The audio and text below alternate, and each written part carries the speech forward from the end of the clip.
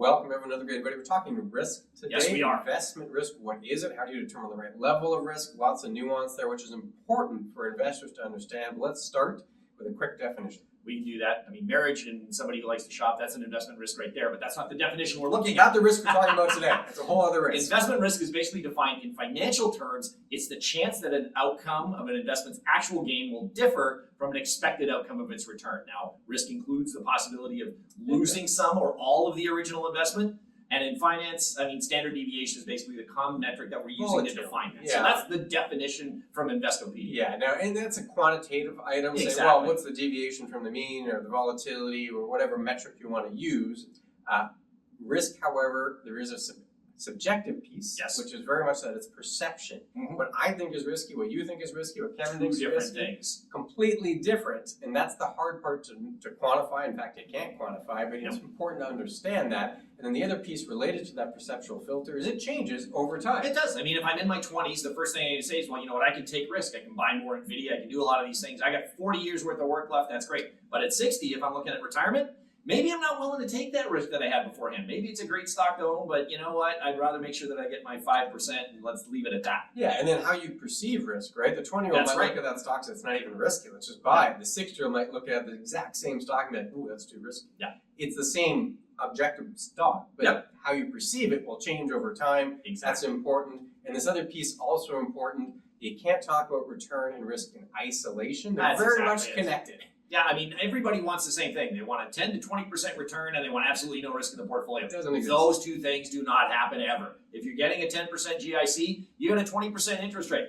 That's probably the way that's working if you're getting it, so you're not really earning out. And again, it's the same sort of thing. I may say that the bank stock is really safe, but you know what? If it's going to go up and down, there's going to be scenarios there. Your risk and return are going to be connected. They can't not be. Yeah, so you have to talk about them at the same time. So you're trying to figure out what kind of level of risk I'm comfortable with. Well, that's going to be connected to your return conversation. And ideally, it happens before you actually invest. That's right. So you know what you're getting into before it actually happens. And then a few nuanced pieces here. How do you determine what is the right level of risk for you? Here's three that we use.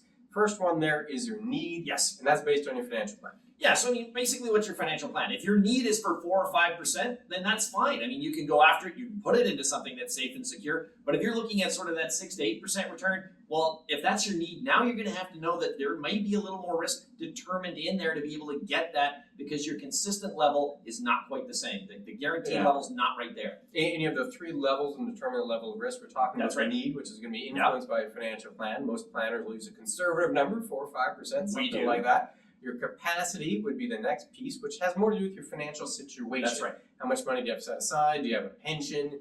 What is your need for the funds? Like, are you drawing down regularly?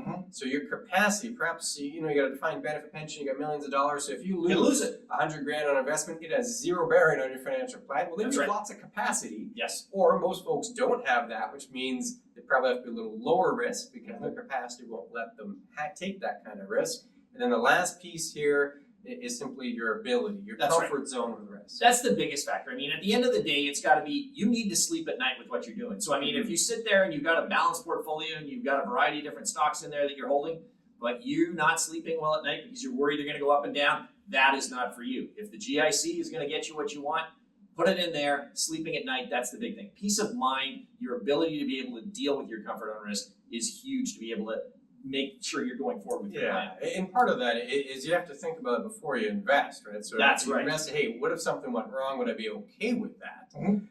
That's kind of your feeling. Some folks, and there's no right, no wrong, but the stock moves 2% and they're getting a little nervous. Others can see it go down 50% and not lose the weight of sleep. Exactly. Different personalities, but again, ability the last on the list there. You only get there afterwards. Maybe you need 4%. Your capacity is huge. You have millions of dollars, but you're not comfortable with fluctuations, so you just stick with the GIC. Perfectly fine. We're just trying to understand the different ways to approach risk, the 3 different levels there. And before we get too far, if folks have questions, how do they get hold of us? They should go to chatwithclintonkevin.com. You go there, you get your questions in, whether it's on investment risk or you're looking at any other financial matters. We're more than happy to answer them. Remember, those questions come directly to us. We're not sending you to a robo-advisor or anybody else junior. We will be the ones answering, and we'd be more than happy to help you with any details you want, whether it's your financial plan or anything else going on in that scenario. Perfect. The last piece you were talking about risk, there's a great quote by Ben Carlson at wealthofcommonsense.com. the balance between your desire to grow your portfolio and your desire to sleep at night. That's right. It is a trade-off usually between the two. So if you're thinking, all right, we have those 3 levels. The third one is ability. How to determine my personal comfort level with risk. That trade-off could be a good key, and kind of the crux of that trade-off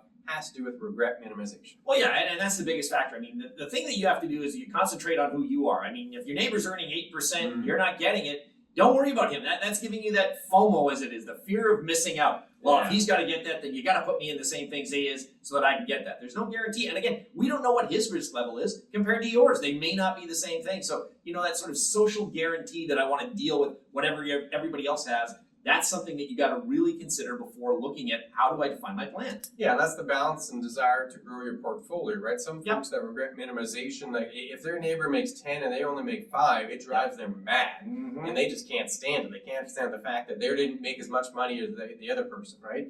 They'd rather be in the same boat. Okay, we both lost money, but we did it together. That's right. Or we both made 10% together. There's not a deep difference there. And again, personality, everyone's going to have a different ability to take risk, but for some folks, that's the way they view risk, is the social comparison, that regret minimization. In the future, I don't want to regret that my neighbor made more money than me. That kind of idea. That's what we're getting at with the Ben Carlson quote. That's kind of the ability to take risk.